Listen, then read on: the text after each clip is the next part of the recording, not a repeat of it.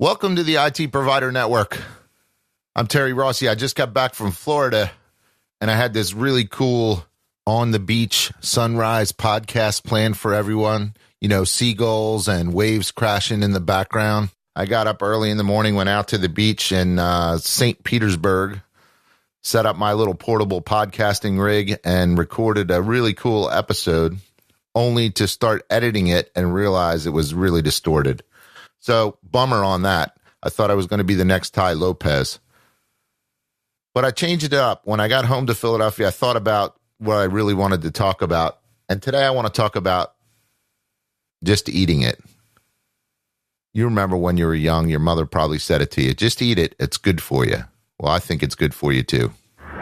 Welcome to the IT Provider Network. Are you a managed service entrepreneur wanting to take your business to the next level? Do you excel in IT but feel your business management could be better? Join Terry Rossi, where every episode he shares the skills, tips, and tricks that helped him to build a successful worldwide business. Before we get going with the show, I want to talk about a few things that's been going on in my life.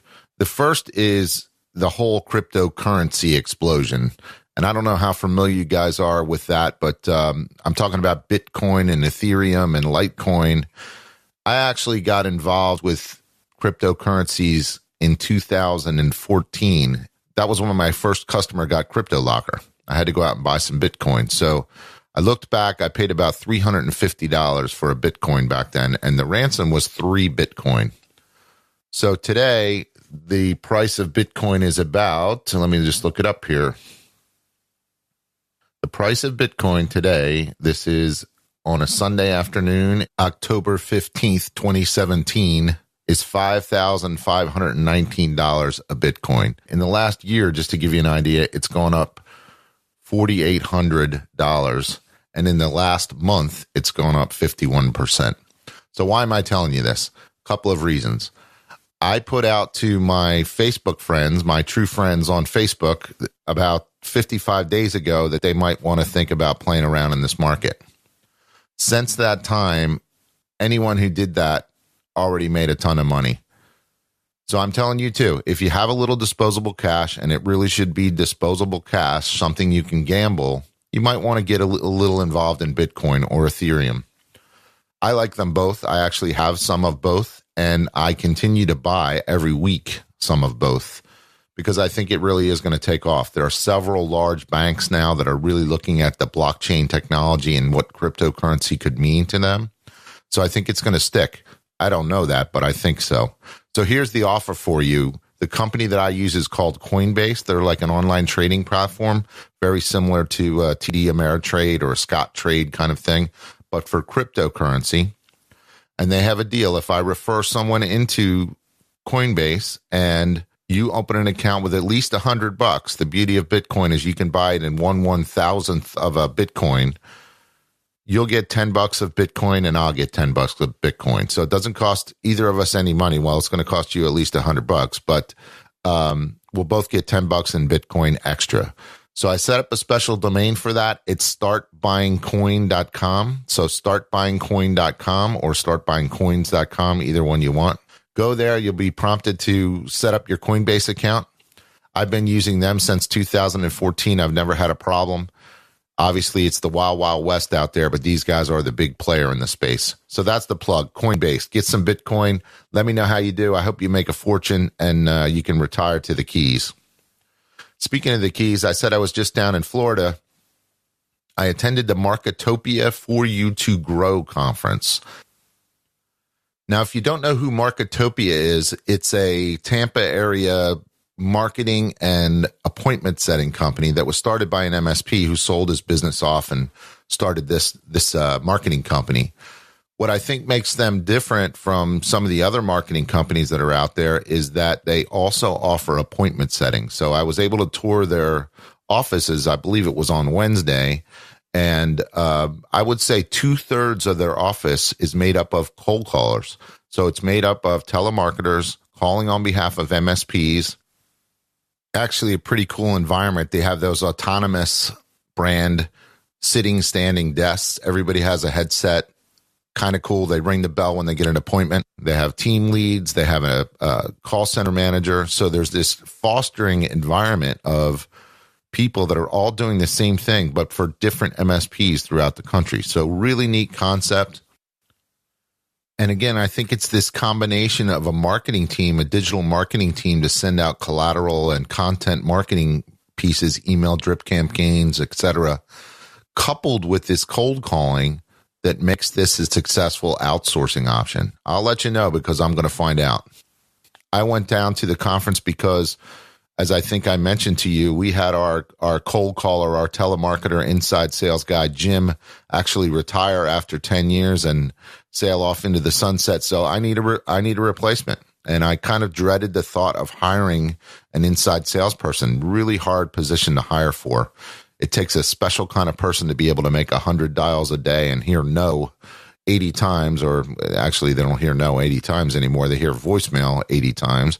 They hear no 9, and they're lucky if they get 1 or 2 yeses. So I really thought long and hard about it. We looked at Marketopia over a year ago. We looked at them again today. I went down and toured their offices last week. After the week with them, I signed up for a couple of their service offerings. The first is I got a full-time caller. So on behalf of my MSP, they'll have a full-time caller that's going to call into a prospect list and try to set appointments for my outside sales guy. I also coupled this with one of their add-on service offerings called the Mock SS plan.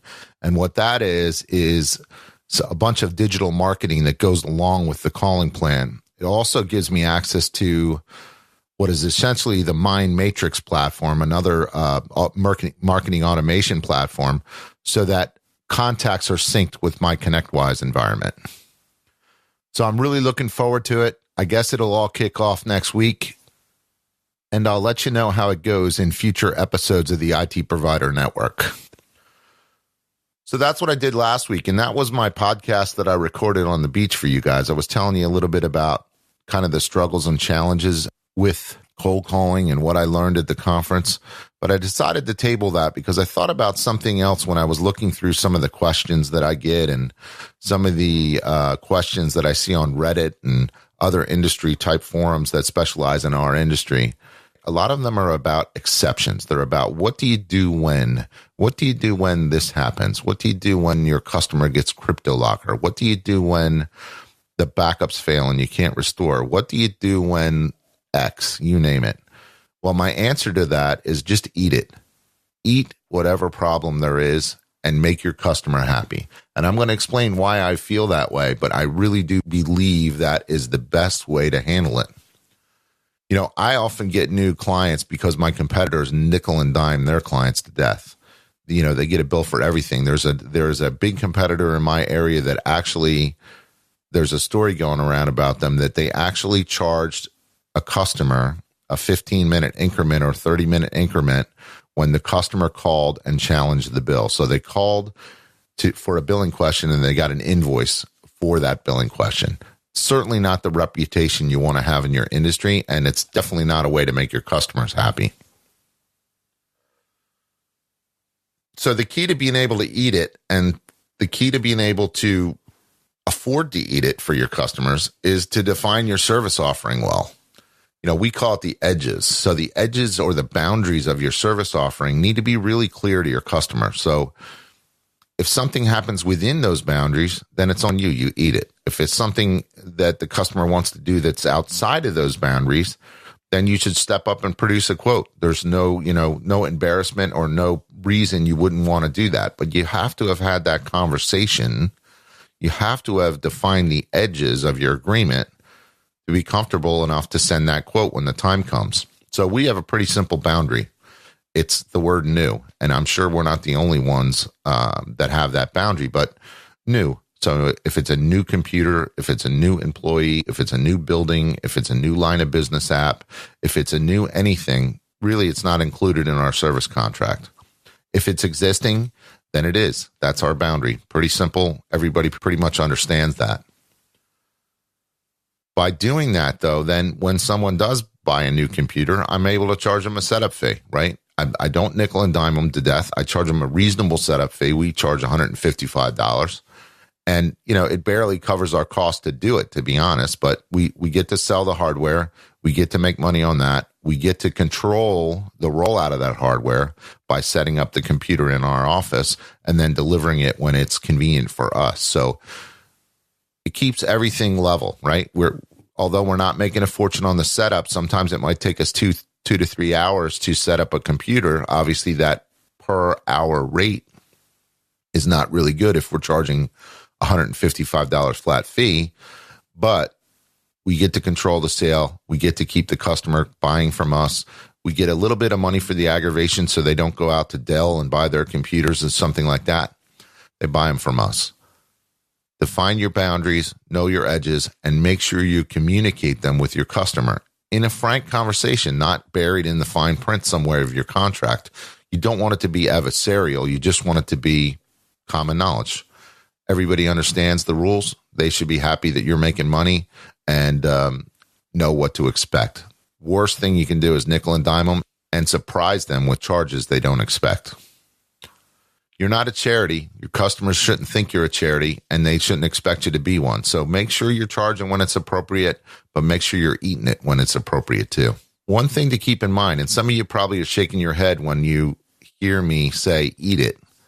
Believe me when I tell you this is the right thing to do. And I know this because I have a very low churn rate. And if you don't know what churn is the amount of customers you lose in your managed services agreement. So the customers that quit you or leave you.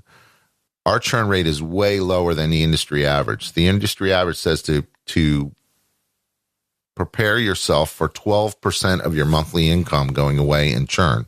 So that's a pretty good sized churn rate. We have virtually zero. We just actually had our first customer churn out in over 24 months about a week ago. So try to keep that really low. And remember, it's 4 times as hard to get a new client as it is to keep an existing one. So you want to keep them. And the reason I say you want to keep them, and the reason I say you want to eat certain things, especially if they're your fault, don't get defensive. Don't put a but in the statement. Hey, I'm going to do this for you, but you really should have protected yourself. Well, the truth of the matter is you should have protected them, right? You're the MSP. You should have protected their computers from ransomware or viruses or whatever. Just know that. Own up to it. Eat it. The big reason you should eat it, though, is the LTV of your customer, the lifetime value of your customer. I just did a very simple analysis of the lifetime value of our MSP customers. Those are full-blown MSP customers, all-you-can-eat package with us, which is basically the only package we have. And I was actually kind of shocked. The very topmost customer was $8.5 million. So the lifetime value of that customer, $8.5 million. Now, that's a little bit of an anomaly, but I thought you'd like a big number like that to drive the point home. You can get big customers like that too. You just have to look in different places. Now, they're not the normal customer for me. The normal range of our customers, the top 10, excluding that one, $250,000 to $600,000 in lifetime value. Now, they're all still customers today. So what is the overall lifetime value? I don't know, but I can tell you it's way, way more than $155, or it's way, way more than I want to screw around with a small hourly charge for something that I could have just ate and kept my customer happy. So think about it. Take one for the team when you have to. Suck it up and just eat the charge. Now, what I do recommend you do is send the customer $0 invoice. Let them know you ate it for them. Let them know that you are on their side and you're not trying to kill them. But send them a $0 invoice and pay for the service yourself. So that's my lesson for the day. Just eat it. It'll be good for you. I want to thank everybody for tuning in again. If you're going to IT Nation in the next couple weeks down in Florida, we'll see you down there. I'd like to have a meetup at a bar or something. If you guys are up for that, shoot me a note at terry@theitprovidernetwork.com. And don't forget to share this episode with anyone you know in your peer groups or your friends that are MSPs. Rate us and review us on iTunes or Stitcher or wherever you listen to podcasts. Last week, we got some outstanding reviews from people, and I really do appreciate it. It makes me feel so much better when I get my little review notice, and there's actually some in there. I totally appreciate it, and I thank you guys for doing that. I'm going to have another free coaching Sunday coming up, so make sure you get subscribed to our mailing list because that's the only way you're going to find out about it. You can do that at the ITProviderNetwork.com, right on the website there. I want you all to have a great week.